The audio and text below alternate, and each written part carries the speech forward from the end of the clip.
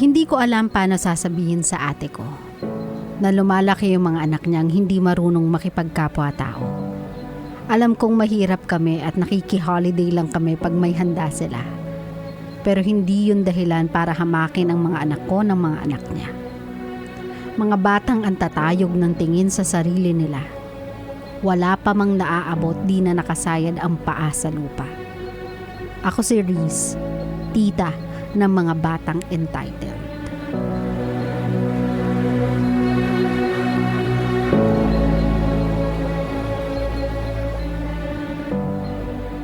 My love, this one is not foreign to us. This one is not a taboo. Kapag ang bata talaga hindi na pagtuunan ng pansin sa loob ng tahanan, lumalaki sila na may ere. May certain kind of entitlement. Na dahil nakukuha nila lahat ng gusto nila, dahil nakikita nilang angat sila sa iba, they feel like everyone who cannot afford yung mga bagay na nag-e-enjoy sila with are beneath them. This one, hindi ko fully masisi yung magulang. Kasi madami na ngayon, my love madami ng paraan ngayon para matuto ang isang bata lumaki ng tama. So the development of the child up to its teenage years, up to its adulthood is somehow half in their own efforts. Hindi mo pwedeng sabihin na kapag pumalya sila na lumaki ng tama, sa magulang na agad yun. Though yun yung masakla para sa mga magulang kasi their children will always be a mirror of their parenthood. Kumbaga yung mga anak ay magsisilbing salamin sa kung anong klaseng magulang meron sila at at the end of the day, ang masisisi ay yung mga magulang for not being the parent that they should be in order to raise a kind child. And this one is something na naranasan ko din paglaki. Kasi we are not born with a silver spoon sa mga bibig namin, my love. Kumbaga, laki kami sa laki kami sa hirap, laki kami sa challenged kind of life. So, yung karangyaan sa pagkabata is not something na naranasan namin. That's why ngayong nagtatrabaho na kami and we have younger generation na pinangungunahan. We try to live by example. That we are gonna give you everything that you could ever want nang may kapalit. Reward system, kumbaga. We will encourage you to be better. We'll encourage you to do good. And then we'll reward that effort. Ayoko sa mga batang spoiled.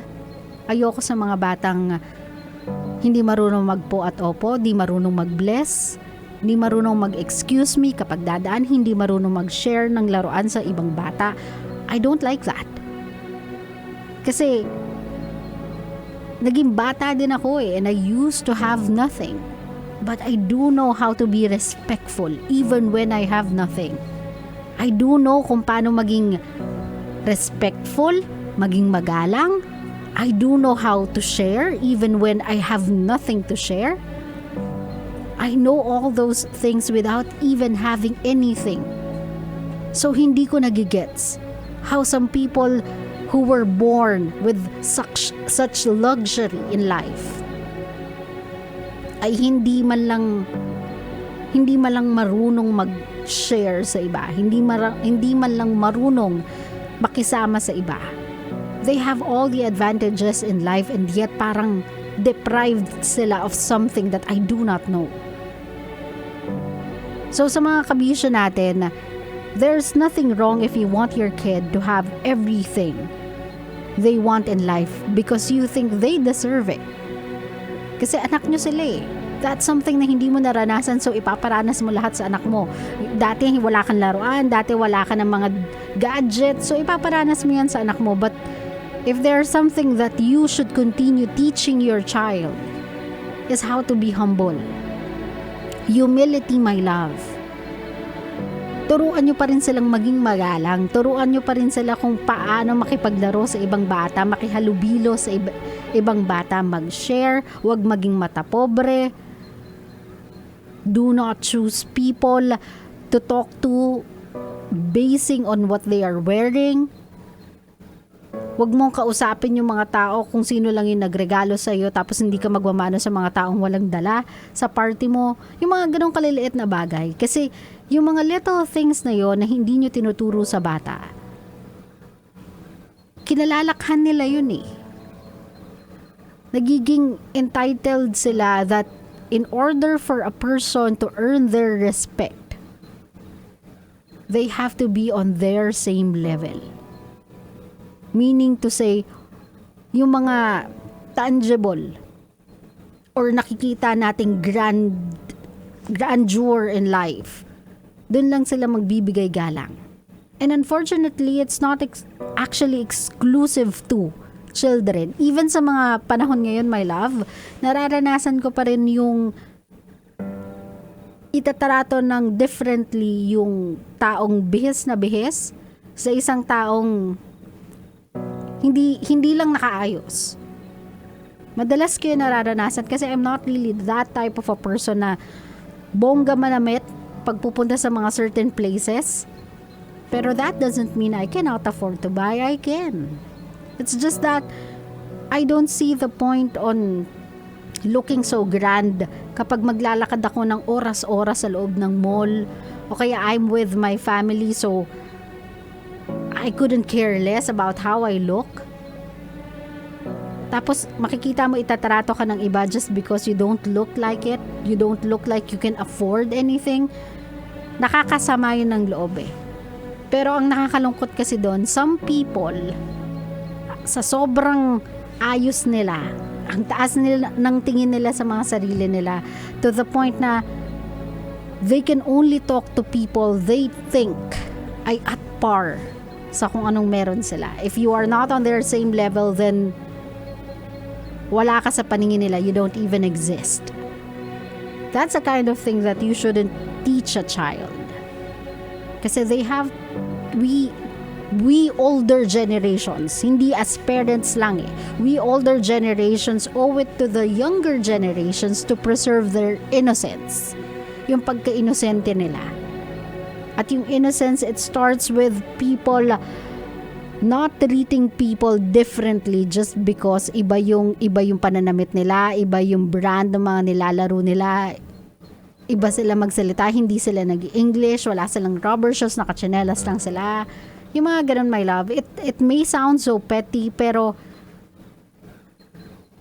iba yung dinadala nun sa cognitive function ng bata. When they can express their innocence and tayong mga older generation can preserve it.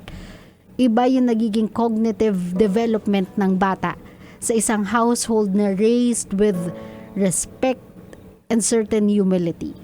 So sana, Reese, kung nahihirapan ka na with the way and nasasaktan ka in behalf of your kids, kasi whether you believe it or not, dadamdamin nila yan hanggang paglaki. I know that because dinamdam ko eh. Hanggang lumaki ako. So alam ko yung mga pinsan ko na hindi nagpapairam sa amin ng laruan kasi hindi namin afford, tas feeling nila masisira namin yung laruan nila. Alam ko yung mga tita kong tinatago yung laruan ng mga pinsan ko because andyan na kami ng mga kapatid ko at baka laruin ko yung mga laruan nila. I know that. Kaya I know na some kid will grow up feeling bad for themselves and feeling bad against those people because I did. So sa mga kabisyo natin, lalong-lalo na sa your Reese, if you can talk to your kapatid about it, kapatid sa kapatid, wag nang iparating kahit kanino. Sabihin mo sa kanya, sa atin na lang, kapatid sa kapatid, magulang sa magulang. I do understand that we don't have that much in life. Pero wag natin sana iparamdam yun sa mga bata. I may be offended by how they act, pero I know deep inside na they are just kids and there are a lot of things in this world na they have to understand or learn yet. Pero as early as now. Let's train them. Let's encourage them na gumalaw bilang isang unit. Parang pamilya talaga. Regardless if yung pamumuhay natin, yung status natin in life is far away from each other. Kumbaga yung gap ay bigger. Let's encourage them to treat each other with kindness. Para din naman sa kanila yun, my love. Para na din yun sa pagtanda nila. Para hindi nila kalakhan yung pagiging matapobre at pagiging entitled. Klaro? Klaro.